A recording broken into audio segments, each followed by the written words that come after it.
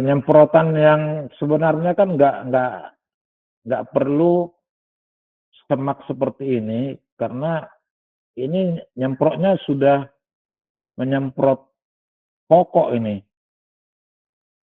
Ya, seharusnya kita menyemprot membelakangi pokok dan menghindari ya arah angin. Lihat arah angin, jangan melawan arah angin, ikuti arah angin. Kalau kita melawan arah angin, nanti semburannya itu balik ke kita, gitu. Ya, ini caranya. Oke, lanjut. Sebentar. Pengelolaan sisa herbisida. Masih banyak bercampaan bekas herbisida di kapling. Ya, beberapa kali saya kunjungan-kunjungan. Ya. Nah, sebaiknya ini belilah drum, ya, bekerja sama lah. Bekas-bekas daripada bahan kimia itu masukkan ke drum. Kalau di perusahaan itu B3 namanya. Ya, ada khusus gudang, ya, dan nanti ada pengumpulnya ini, pembuangannya. Ya, jadi kalau kita petani berkelompok mungkin ya bekerja sama dengan aparatur desa lah. Jangan kita ya, artinya begini, kalau dibuang di kapling kan datang hujan dia akan berisi air. Ya, racun itu kan masih ada di sana, akan terbuang lagi ke lahan. Ya, kemudian akan menjadi sarang-sarang nyamuk. Jadi ini perlu. Ya, kalau perorangan mungkin agak sulit lah, tapi saran saya ada kerjasama lah ya dengan aparatur desa supaya bahan-bahan daripada sisa bahan kimia itu dikumpul. Ya, ini ya ada dari lingkungan hidup, nanti ada yang mengambil ini gitu. Ya, oke, lanjut. Nah, tepat dosis.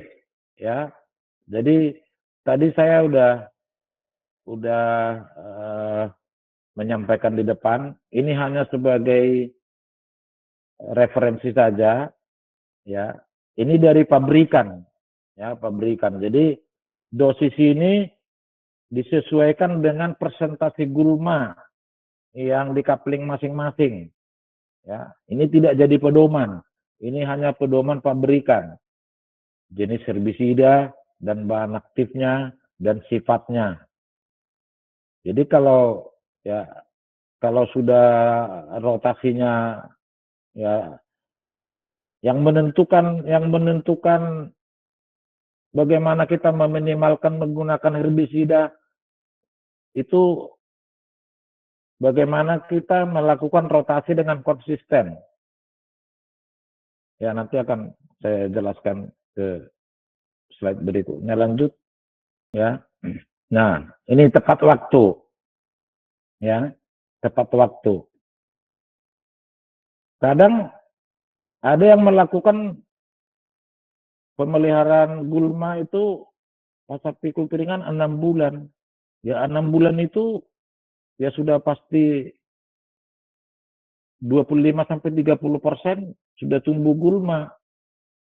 Kadang-kadang udah semak, tergantung kesuburan tanahnya.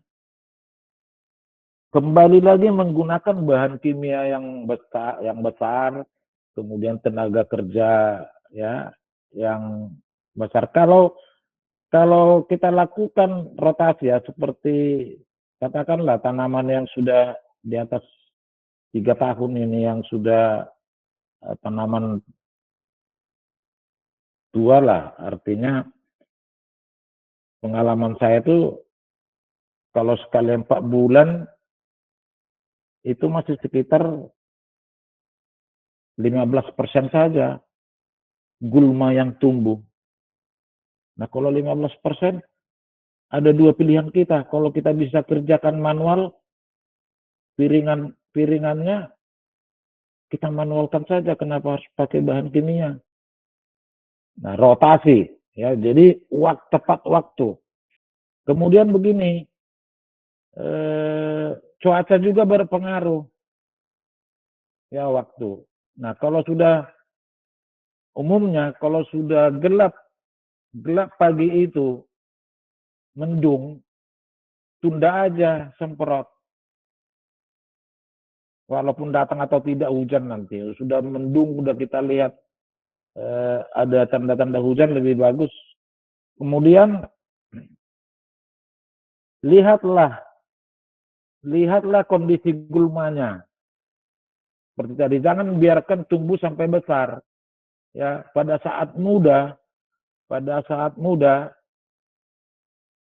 semprot saja. Misalnya udah 3 bulan, 3,5 bulan, kalau masih muda, semprot saja. Karena apa? Dia akan cepat mati dan menggunakan bahan kimia yang rendah. Nah, jadi itu perlu pengamatan kita, waktu yang tepat. Itu yang kami tekankan di sini, bagaimana rotasi itu ya. Seperti kalau masih umur 1 tahun, jangan gunakan semprot manual ya. Sawit itu umur sampai 1 tahun jangan gunakan semprot.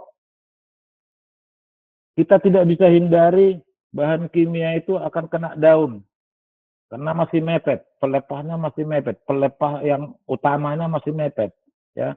Jadi lakukan manual. Nah, setelah umur 2 tahun boleh nggak disemprot? Ya, sementara arealku luas, tenaga kerja kurang. Kalau dimanualkan pun 2 minggu lagi udah nutup. Boleh pakai tungkup, ya, pakai tungkup dan selalu menyemprot membelakangi pokok. Ya, pakai tungkup, ya mungkin semua tahu tungkup ya, supaya semprotan itu tidak melebar, karena lebar semprotan itu antara 1,2 sampai 1,5 meter, rata-rata 1,2 meter itu. Jadi kalau pakai tungkup, ya bisa kita atur dia sekitar 50 cm sampai 75 cm semprotannya. Jadi bisa kita atur posisi kita. Ya, jadi bagaimana tepat waktu untuk meminimalkan penggunaan herbisida. Sawit Pro terus tumbuh.